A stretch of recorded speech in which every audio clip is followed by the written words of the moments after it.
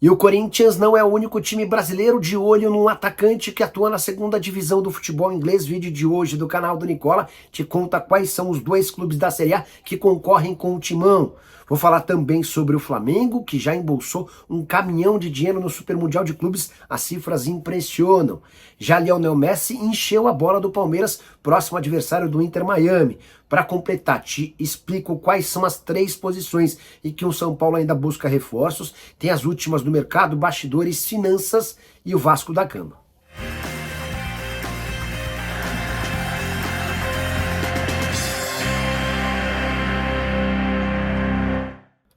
Fala aí pessoal, sou Jorge Nicola, bem-vindos a mais um vídeo do canal, sempre bom ter vocês por aqui, sem perder tempo, pedir para deixar like, se inscrever no canal e ativar as notificações. Bora contar que todo esse conteúdo tem um oferecimento de Betano, a mais antiga parceira do canal do Nicola. Minha sugestão para esse sábado promete. Estou muito confiante de que o Borussia Dortmund vence o Mamelodi Sundowns, de que a Inter de Milão bate o Urawa Reds e que o Fluminense consegue ganhar do Ulsan. Se esses 3 resultados que são normais acontecerem, meus R$100 se transformam em R$329. Já deixei um link no comentário fixo, você vai clicar, fazer seu cadastro e automaticamente esse bilhete com a minha sugestão aparece para que você aposte o valor que quiser. É só importante você lembrar que precisa ter pelo menos 18 anos de idade e jogar com responsabilidade. Combinado? Bora começar o vídeo com aquele tradicional giro de notícias e a primeira informação é sobre o Super Mundial de Clubes de 2029. A CBF, por meio do seu presidente Samir Chaudhry, já colocou o Brasil como pré-candidato e dá para dizer que a Espanha vai concorrer com o Brasil para receber esse torneio.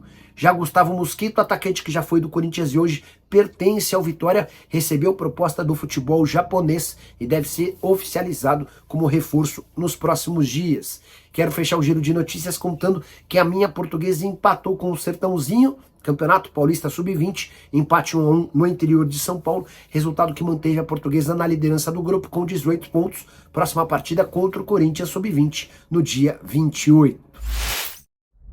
Hora de falar sobre o Vasco, queria contar sobre os custos de Souza e Alex Teixeira. Souza, obviamente você sabe, já rescindiu seu contrato. Alex Teixeira permanece em São Januário. 2 atletas veteranos contratados por indicação de Felipe Coutinho. Dá para dizer que se o Coutinho tem enorme papel e importância dentro do Cruz Maltino, os outros 2 não. Com detalhe, eles têm um custo mensal de R$200 mil cada. 400 mil por mês. Se a gente multiplicar por 3, incluindo o 13º e também com impostos, esse número supera 30 milhões de reais por temporada. Souza acabou tendo seu contrato rescindido porque não conseguiu performar. Na atual temporada foram só 3 partidas. O último jogo é em 29 de janeiro. Desde que ele voltou a São Januário, na metade do ano passado, foram 8 jogos. Performance muito abaixo daquilo que ele vinha prometendo enquanto jogava no exterior e dizia que se jogasse no Vasco teria capacidade de performar bem. O Alex Teixeira até tem uma participação um pouco maior. Por exemplo, em 2025 são 17 jogos, só que não marcou gols nem deu assistências. Foi titular em apenas 4 dos 17 jogos. Aí só uma observação importante que eu escutei de uma pessoa influente dentro do Vasco. Se o Alex Teixeira não consegue contribuir tanto com a bola nos pés, tem representado e dado bons sinais de liderança. Ele é o tipo do cara absolutamente realizado financeiramente, um dos caras mais ricos do futebol brasileiro, especialmente por conta das passagens no exterior, mas ao mesmo tempo em que tem bastante grana, não ostenta, dá bons e ótimos exemplos e conselhos para os atletas mais jovens, não reclama de absolutamente nada e está sempre pronto para ajudar. Até por isso a avaliação do Alex Teixeira extracampo é bastante positiva. Bora falar agora sobre o São Paulo, informação importante. Quantos e quais jogadores o São Paulo busca como reforços a partir da chegada de Hernan Crespo? A resposta, 3 novos jogadores. E olha que eu nem estou contando o dinheiro, que já foi inclusive anunciado, apresentado e estreou.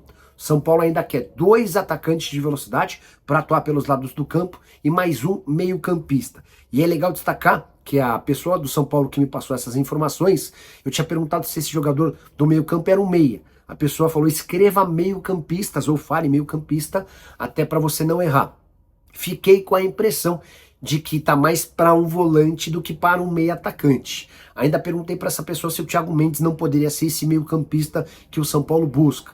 Aí essa pessoa afirmou que as tratativas entre São Paulo e Thiago acontecem há mais de um ano, mas a pedida financeira do Thiago Mendes hoje está completamente fora da realidade do tricolor.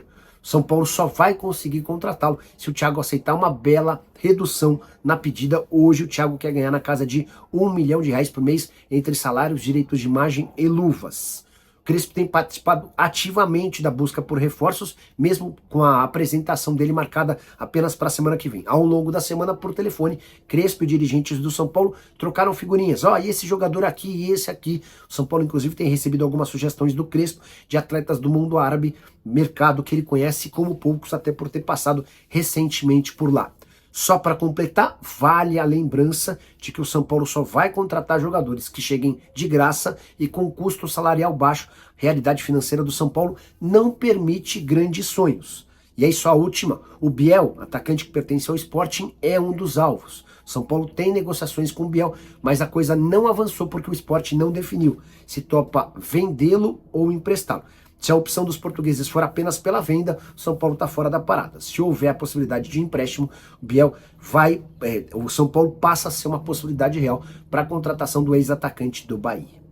Quero falar agora sobre Lionel Messi, adversário do Palmeiras na próxima segunda-feira. Teremos Inter Miami e Palmeiras a partir das 10 da noite. E a curiosidade é que brasileiros e americanos decidem a liderança do grupo.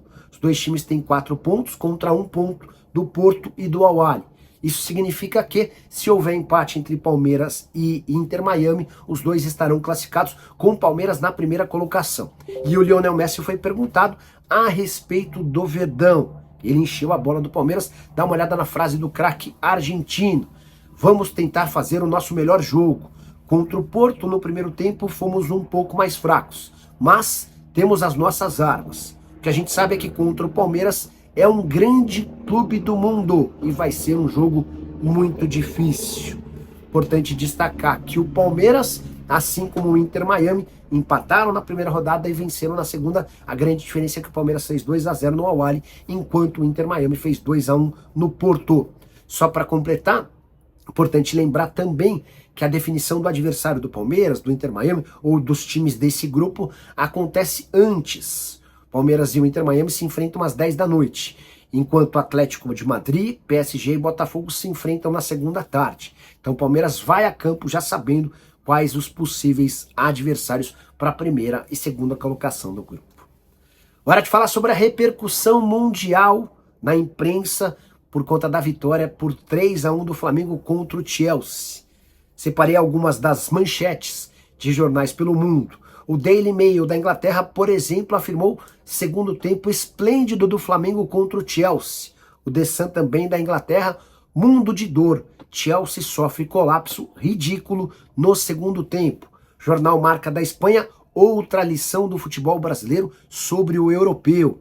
Já o AS também da Espanha, golpe de Filipe Luís no Mundial. O AS sempre puxando a sardinha para o treinador do Fla. Mundo Deportivo, mais um da Espanha, Filipe Luís ensina ao seu Chelsea do que o Flamengo é capaz. Separei também mais duas manchetes de jornais argentinos. O Olé fala em Flamengo amassa o Chelsea e o La Nación, Flamengo armou uma festa contra o Chelsea de Enzo Fernandes, fecha aspas. Se você fosse jornalista e precisasse fazer uma manchete sobre esse jogo, o que escreveria? Já usa o espaço para comentário e registra a sua opinião, beleza? Hora de falar sobre quanto o Flamengo já faturou com sua participação no Super Mundial de Clubes. E dá para dizer que a grana é pesada. 147 milhões de reais, que equivalem a mais do que 4 meses da folha salarial rubro-negra. É que o Flamengo, somente por ter participado da competição nos Estados Unidos, faturou 84 milhões de reais. Por conta das vitórias contra o Esperance e contra o Chelsea, foram mais 22 milhões de reais. Você sabe que na fase de grupos, cada vitória assegura 11 milhões de reais. E o Flamengo está garantido na próxima fase e com a primeira colocação. A soma da vitória do Flamengo contra o Chelsea e da vitória do Esperance contra o Los Angeles garantiu o primeiro lugar do Flamengo, ou seja, a classificação para as oitavas. E por estar nas oitavas, o Flamengo também assegurou mais 41 milhões de reais. Então você soma os 41 com os 84 da participação na fase de grupos e os 22 milhões por conta das 2 vitórias e alcança os 147 milhões de reais. Importante lembrar que se o Flamengo venceu o Los Angeles na última rodada, embolsa mais 11 milhões de reais e chega a 158 milhões de reais. E o melhor vem agora, tudo se encaminha para que o Flamengo fuja do Bayern de Munique. O Bayern, assim como o Fla, também tem 6 pontos depois de 2 rodadas. E só perde a liderança se for derrotado pelo Benfica na rodada final, na noite dessa sexta-feira. O Bayern de Munique venceu o Boca Juniors por 2-1. Caso de empate ou vitória contra o Benfica, o Bayern de Munique assegura o primeiro lugar e escapa do Flamengo. A gente teria um cruzamento do Flamengo contra o Benfica ou o Boca Juniors. E aí o outro confronto dos mais pesados entre Bayern de Munique e Chelsea. Como é que você tá vendo toda essa confusão no Super Mundial? Já deixa registrada a sua opinião, beleza? Quero contar também que temos um grupo no Telegram, sim.